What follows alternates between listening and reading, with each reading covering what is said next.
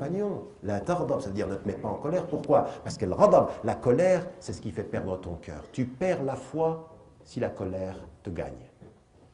Tu perds la foi au moment, l'instant précis où la colère te gagne et tu dis n'importe quoi. Donc chacun doit faire son travail personnel. Là, vous n'avez pas besoin d'un cher, juste d'un miroir et d'un tout petit peu de silence. Puis vous réfléchissez. Quand est-ce que je me perds à moi-même? Quand est-ce que les émotions me gagnent? Quand est-ce que je suis colonisé? Eh bien, tout ce que je viens de vous dire là, c'est universel, c'est dans toutes les traditions, et en islam, il faut commencer par là. Mais il faut commencer par là. Tout ce que je vous ai dit, ça commence par quoi? Un exercice rationnel et spirituel de maîtrise de la raison, de maîtrise de l'émotion. Aujourd'hui, vous étudiez les neurosciences et vous vous rendez compte de choses extraordinaires. Dans les neurosciences, aujourd'hui, on nous dit, et ça fonctionne comme ça, c'est comme ça que le cerveau fonctionne, il y a des signes qui viennent de l'extérieur, ils passent, ils arrivent directement à notre conscience, ils vont être reçus par le thalamus, c'est-à-dire un des éléments du cerveau. Celui-ci va gérer les émotions et il va les diriger dans notre cerveau. En général, il dirige tout vers le néocortex, qui est l'espace de la raison. C'est la zone pensante du cerveau. Et celui-ci va diriger les choses dans les différents secteurs du cerveau, et en particulier vers l'amygdale, qui est ce qu'on appelle le siège de l'émotion. Et là, l'émotion réagit. Donc on sait comment fonctionne le cerveau. Et puis, il n'y a pas si longtemps que ça, 15 ans, Joseph Ledoux, un neurologue, travaille, et il s'aperçoit d'une chose tout à fait particulière.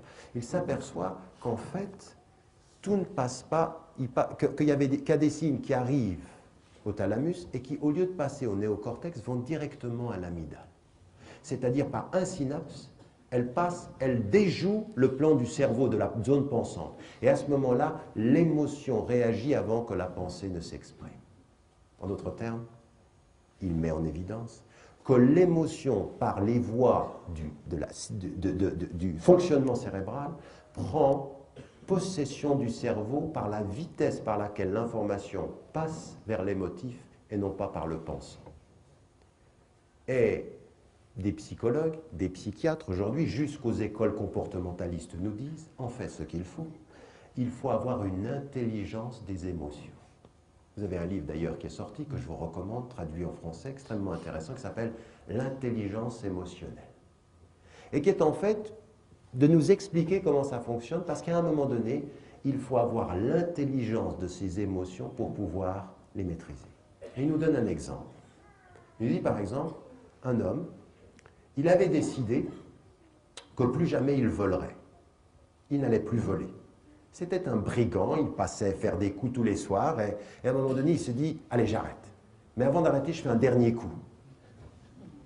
Ça arrive souvent aussi chez les nôtres, ça. J'arrête, mais après le prochain. C'est comme certains aussi qui fument, ils disent, c'est ma dernière. Et la dernière se répète souvent. Mais enfin bref, ici, ils disent, je vais m'arrêter. Et il va à le dernier coup. Qu'est-ce qui se passe? Il avait prévu de voler dans une maison où il devait y avoir personne. Et il rentre dans la maison, il commence à prendre son butin, et il se trouve que 2 personnes étaient là. 2 personnes étaient là. Il les attache, en pensant prendre son butin, et l'une des 2 filles qui était là, qu'il a attachée, a eu le malheur de dire « Je vous retrouverai ». L'homme panique, perd tout le contrôle, et il la tue de 36 coups de couteau. 1 ou 2 aurait suffi, mais il a eu ce qu'on appelle un coup d'état émotionnel. L'émotion prend le dessus sur le cerveau, il perd tout, c'était son dernier coup, il allait arrêter, et il la tue. La justice ne prend pas en compte le fait que l'émotion était plus forte que la raison, il est coupable, il est en prison. Sinon, si chaque fois que tu as fait quelque chose de mal, tu dis c'est mon émotion qui a pris le dessus, je suis innocent, juger mon émotion, c'est pas possible. Regardez ce qui est important ici, c'est qu'à un moment donné, l'émotivité prend le dessus sur la raison et sur le fonctionnement du cerveau. Et tout ce que nous dit la spiritualité, c'est exactement ça. Vous devez vous préparer, vous éduquer à faire en sorte qu'à aucun moment, votre émotivité à l'intérieur du cerveau ou à l'intérieur de votre être prennent le dessus. Et pour ceci, on s'éduque. Il y a un travail d'éducation. On s'éduque à la maîtrise. La prière, la lecture du Coran. Vous pensez que vous avez fait quoi là pendant le mois du Ramadan? Sans vous rendre compte, vous vous éduquez à une certaine maîtrise. À un moment donné, vous ne vous rendez même plus compte que vous êtes dans la maîtrise, tellement vous êtes habitué à ça. Mais le mois du Ramadan, c'est la maîtrise. Tous les exercices spirituels sont des mois de maîtrise. Pourquoi est-ce qu'on le lève avec le fajr? Pourquoi on ne se laisse pas dormir? Parce que dans l'émotion, dans le sommeil, il y a quelque chose qui c'est de se laisser aller, de laisser aller son corps. La résistance au sommeil est un des éléments de la maîtrise qui va éduquer votre esprit à éduquer vos émotions, sans que vous vous en rendiez compte. Pourquoi? Parce que la spiritualité veut dire que jamais on ne se conçoit comme victime, parce que la victime serait l'émotif, la spiritualité, c'est la prise en charge, c'est l'agent, et le mukallaf, c'est-à-dire je dois répondre à ça. La victime, c'est je subis mon émotion. Le spirituel, c'est que je m'engage à l'éducation. Je m'engage à l'éducation spirituelle, je subis l'attaque émotive, donc je m'engage. Donc on est un agent actif. Et la deuxième des choses qui est déterminante, et qui est plus que simplement être un agent actif, c'est que nous sommes dans la construction, nous sommes dans la réflexion, nous sommes dans l'évolution, étape après étape. Nous sommes passés du naturel au spirituel. Et cela, ce que j'aimerais dire à nos frères et à nos sœurs, notre communauté est malade de ces confusions. Parce que nous voulons de l'émotif, nous voulons de l'amour, nous voulons des choses qui sont naturelles, mais dans la tradition, toutes les traditions spirituelles, tout cela est bon. L'amour est bon, mais il faut apprendre à aimer. Oui, l'émotion est bonne, mais il faut apprendre à la maîtriser. L'émotion, elle est bonne quand tu apprends à la maîtriser, pas quand tu la subis. Et la spiritualité, c'est le chemin de la liberté. Et quel est l'un des chemins de la liberté? C'est l'usage de sa raison. Alors, permettez-moi de terminer là-dessus parce qu'il faut que nous devenions non pas les éléments passifs de nos émotions, mais les acteurs et les agents actifs de notre spiritualité, de notre raison. C'est ça la religiosité. Et quels sont les signes? La première des choses, c'est que n'oubliez pas, Allah subhanahu wa ta'ala, il nous a parlé du cœur, mais dès le début, il place dans l'islam la dimension de la raison comme étant et de la connaissance. On le répète souvent que les premiers versets qui sont révélés, Iqra bismi rabbika alladhi khalaq, lis par le nom de ton Seigneur, la connaissance, wal qalam wa ma yasturun, tout ça on le sait, on sait que tout ça. Mais c'est important de savoir que, attention, regarde le monde, regarde ce qu'il est et apprends à le connaître. Connaître le monde, c'est d'une certaine façon reconnaître son créateur. Donc la notion de la connaissance. Mais pas simplement ça.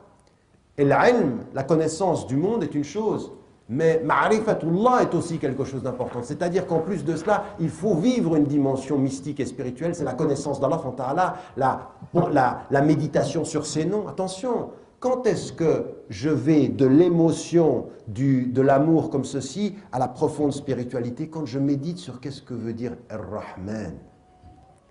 Qu'est-ce que ça veut dire Ar-Rahman? Quand Allah subhanahu wa ta'ala il dit Ar-Rahman, allama al-Qur'an, il a mis dans l'enseignement du Coran de sa rahma, de sa miséricorde, et que je commence à m'imprégner de la connaissance du divin. M'imprégner de la connaissance du divin, c'est de passer de l'émotion à la spiritualité, c'est de m'imprégner de sa présence. Connaître Dieu par la connaissance du monde et par la connaissance de sa révélation du Coran. Ça, ce sont des choses qui sont importantes parce que cette connaissance-là libère. Elle est libératrice, elle passe par la raison. Donc, le moyen de la maîtrise de cette émotion, c'est une raison qui médite, c'est une raison qui réfléchit. C'est des compagnons qui vont vers le prophète, ils disent comment est-ce qu'on parle à Allah subhanahu wa ta'ala? On lui parle à voix forte, à voix haute, on lui parle doucement. وَإِذَا سَأَلَكَ عِبَادِي عَنِّي فَإِنِّي قَرِيبٌ أُجِيبُ دَعْوَةَ الدَّاعِ إِذَا دَعَانِ. Allah subhanahu wa ta'ala qui dit attention, je suis très proche, je réponds à l'appel de qui m'appelle quand il m'appelle. En d'autres termes, appelez-moi, je répondrai. Un dialogue. Et ce dialogue, il est raisonnable. Pourquoi? Pourquoi est-ce qu'on appelle Allah subhanahu wa ta'ala? Uniquement pour exprimer ses émotions? Non.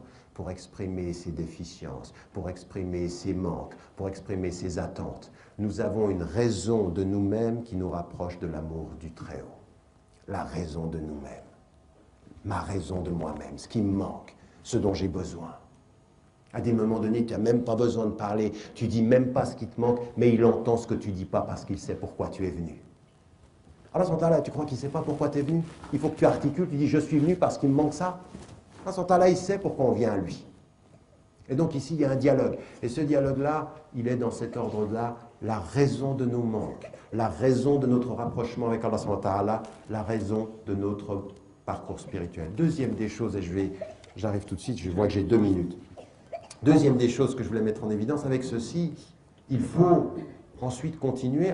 Allah, il nous dit que le rapprochement vis-à-vis de lui vient de tout ce travail-là. Puis ensuite, il y a la rationalité, comprendre le monde, comprendre aussi son texte. Attendez, le Coran, c'est 3 dimensions.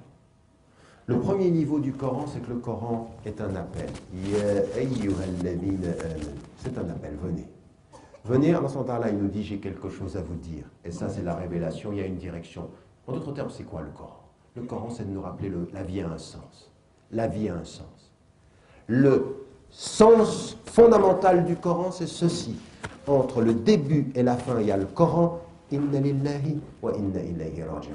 C'est ça. Il y a un sens. Ne l'oublie pas. C'est un appel.